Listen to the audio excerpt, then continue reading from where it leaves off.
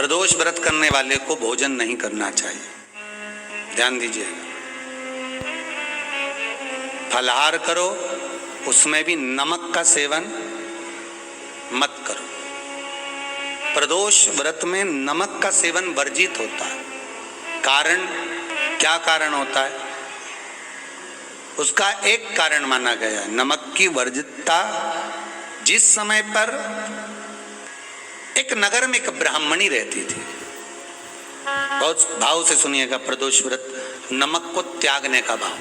प्रदोष व्रत की किताब में भी मिल जाएगा आपको, आप पढ़ेंगे तो सुना होगा आपने। एक ब्राह्मणी रहती थी एक नगर में, उसका पति नहीं था। छोटा सा बालक एक साथ में रहता, छोटा सा बालक। अब ब्राह्मण के घर की धर्म पत्नी है।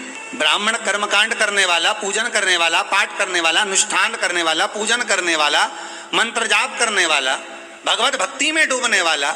ब्राह्मण तो चले गया, ब्राह्मणी बच्चे के साथ रह रही है। क्या करे वो? अकेली निवास कर रही है, अकेली रह रही है।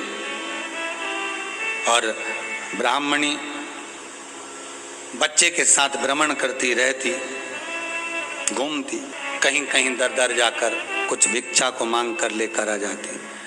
और भिक्षा लाने के बाद में उस भिक्षा को जब लेकर आती तो अपने बच्चे को भी खिलाती और स्वयं भी उसका पान करती। एक दिन ब्राह्मणी भ्रमण करते करते प्रदोष काल के समय पर शिव मंदिर में प्रवेश करी।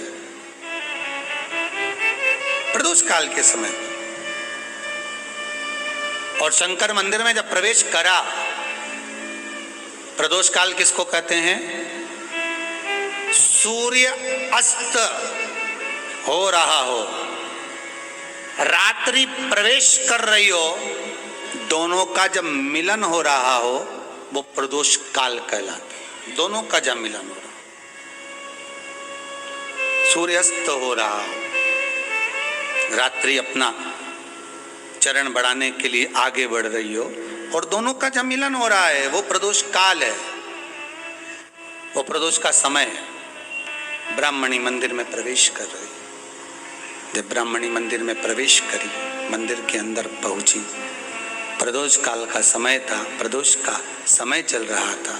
और प्रदोष काल के उस समय में, प्रदोष काल के उस समय में जब ब्राह्मणी ने देखा कि कोई भगवान की भक्ति में लगा हुआ है, भगवान के रस तत्व में डूबा हुआ है, आज ब्राह्मणी के पास में कुछ पदार्थ नहीं है, अपने बच्चे का पेट भरने के लिए कोई सामग्री नहीं है, और कुछ आस लेके वो प्रवेश करी है, कुछ आस लेकर वो अंदर प्रवेश कर जाती है।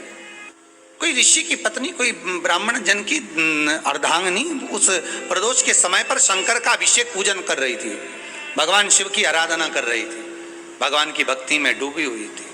जब भगवान शिव की आराधना में डूबी हुई है, आराधना कर रही है, ये कुछ पाने के लिए चली गई, ये कुछ पाने के लिए गई और इसके मन में आया कि मैं कुछ, मुझे भोजन का कोई पदार्थ मिल जावे, मुझे कुछ भोजन मिल जावे, और जब मुझे भोजन मिल जाएगा तब मैं जो पाऊंगी अपने बच्चे को भी पाऊंगी। पर जिस मंदिर में वो प्रवेश करी थी, जहाँ पर नारी पूजन कर रही थी शंकर की प्रदोष काल में, वहाँ पर पड़ी हुई कुछ वस्तु को इस ब्राह्मणी ने मांग लिया।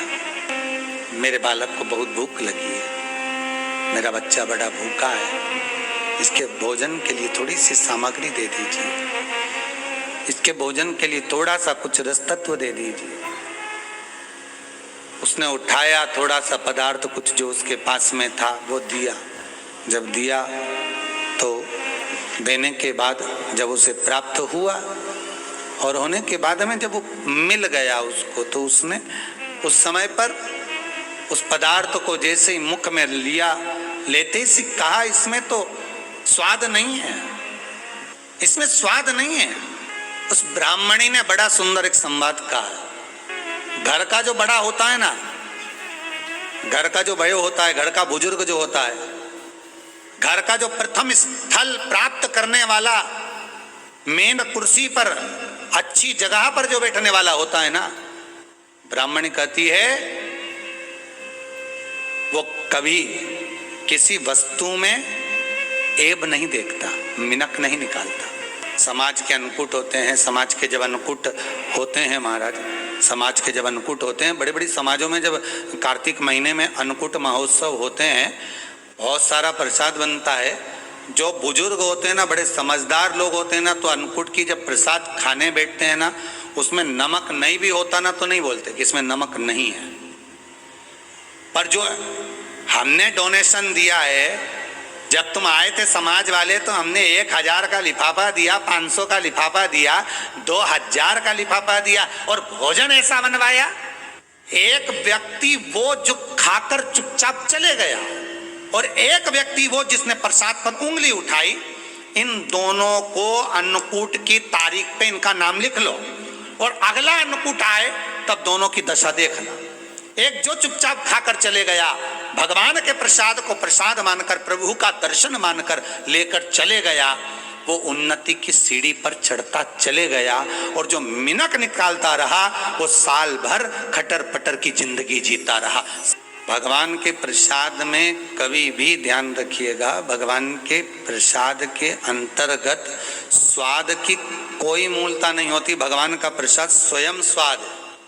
भगवान के प्रसाद में नमक नहीं देखना, मिर्ची नहीं देखना, भगवान के प्रसाद में शक्कर नहीं देखना, भगवान के प्रसाद में कुछ ये नहीं देखना कि कितना माल डला, कितना घी, कितना बादाम, कितना काजू, कितना इलायची डला। हाँ, यहां तक शास्त्र कहता है कि भगवान का प्रसाद अगर बन रहा है तो उसकी सुगंध भी नहीं ली जाती है महाराज। यहां तक शास्त्र कहता है। जब तक भगवान उसको पानी ले तब तक उसका सुगंध भी नहीं ली जाती। और कई कई जगह तो भगवान को प्रसाद अगर सूखा सामान हाथ में आ गया, इलायची कैसी है, मंदिर के अंदर जाने वाली है भगवान को डलने के लिए, लाओ यार किसकी दुकान से आई इलायची बताओ, इलायची तो 25 बार सूंघा, हाँ हाँ अच्छी है, अब सूंघ लिया तो भगवान इसको स्वीकार करेगा क्या? अरे जम के तो बोलो। एक फूल तुमने बगीचे से तोड़ा और सोचा इसमें पहले मैं सूंघ लेती हूँ, इसमें स्वाद है कि नहीं, इस फूल में गंध है कि नहीं, इसमें सुगंध है कि नहीं, और फूल सूंघ लिया, उसके बाद तुम भगवान को देखो, भगवान स्वीकार करेगा नहीं। कई कई घरों में तो हंडी से दाल चलाती जाए ने हाथ में डाल के। महाराज ब्राह्मणी ने जैसी मुख में लिया थूक दिया। ये श्रेष्ठ नहीं है। जो ऋषि की पत्नी अंदर पूजन कर रही थी प्रदोष काल, उसने कह दिया आपका चेहरा बता रहा है कि आप ब्राह्मण की धर्म पत्नी हो, पर आज आप दर दर जाकर अगर भिक्षा मांग रही हो, दर दर जाकर अगर भीख मांग रही हो, दर दर जाकर भिक्षा को मांग रही हो, तो इसमें आपके पति का दोष नहीं है, दोष आपका है। क्योंकि आप भगवान के प्रसाद में भी जो स्वाद देखी थी ना, ये आपका एक जन्म का नहीं है, ये ना जाने कितने जन्म का है। ब्राह्मणी के मस्तिष्क में बैठ गया, ब्राह्मणी के उस पुकाना वो बक्कल में नहीं अक्कल में बैठ गया कि ये स्वाद नहीं देखना। इसलिए प्रदोष व्रत के अंतर्गत ब्राह्मणी ने उस दिन से विचार कर लिया कि जैसे आप पूजन कर रही हो, जैसे आप अर्चना कर रही हो, जैसे आप आराधना कर रही हो, ऐसी आराधना, ऐसी पूजन, ऐसी भक्ति मैं भी करूंगी, ऐसी आराधना मैं भी करूंगी। अब मैं स्वाद नहीं देखूंगी। तो प्रदोष व्रत करने वाले को ध्यान रखना चाहिए कि नमक का सेवन ना करे, भोजन ना करे, फलाहार करिए, फल का आहार करिए, प्रयास करिए। और यदि आपने व्रत का ले लिया भोजन का कि हम तो एक टाइम फलाहार करेंगे, एक टाइम भोजन करेंगे, ऐसा भी कई लोग प्रदोष ले लेते हैं, तो वो बात आपकी है, आप तक रखो, ठीक है, अपने मन तक। ठीक है, बाबा आपकी मनोकामना पूर्ण करे, वो भी भाव रखे। अरे भगवान को धन्यवाद दो कभी कभी कि तूने अच्छे घर में पैदा किया, अच्छा परिवार दिया, अच्छा पति दिया, अच्छी पत्नी दी, अच्छे बच्चे दिए, अच्छा कुटुंब दिया, घर दिया, दुकान दी, जमीन जायदाद दी, शरीर अच्छा दिया, हाथ पैर आंख नाक मुंह सब बढ़िया दिया, एक के भी निपटा के नहीं भेजा तूने। मान लो एक आध निपटा के भेज देता तो क्या झगड़ा करने ऊपर जाते? एक ही कान देता और एक गायब कर देता तो यहाँ से चिपका देता, क्या कर लेते?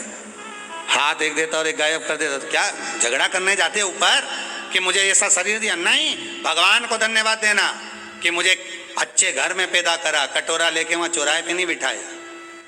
तूने अच्छा घर दिया, 2 समय की रोटी दे रहा है, खूब जोरदार शरीर दिया, भजन करने का मुहूर्त दिया, और बचा कुचा था तो ये सियोर वाला महाराज दे दिया, कथा सुनाने वाला। शाम के समय पर प्रदोष काल में बेलपत्री के पेड़ के नीचे, चाहे शंकर के मंदिर के दरवाजे पर या शिव मंदिर में, अगर आप प्रदोष के दिन दिया लगाते हो, सोमवार के दिन दिया लगाते हो, तो ऐसा कोई व्यक्ति नहीं जिसको मेरे देव अधिदेव महादेव मेरा विश्वनाथ भंडार नहीं भरता हो, खाली नहीं छोड़ेगा, दे देगा, भंडार भर देगा, कमी तो नहीं रख सकता, ये पक्का। पर तुम करना ही नहीं चाह, 2-4 सोमवार करो और उसके बाद के तो महाराज जी हमने तो करा था, हमको तो मिला ही नहीं।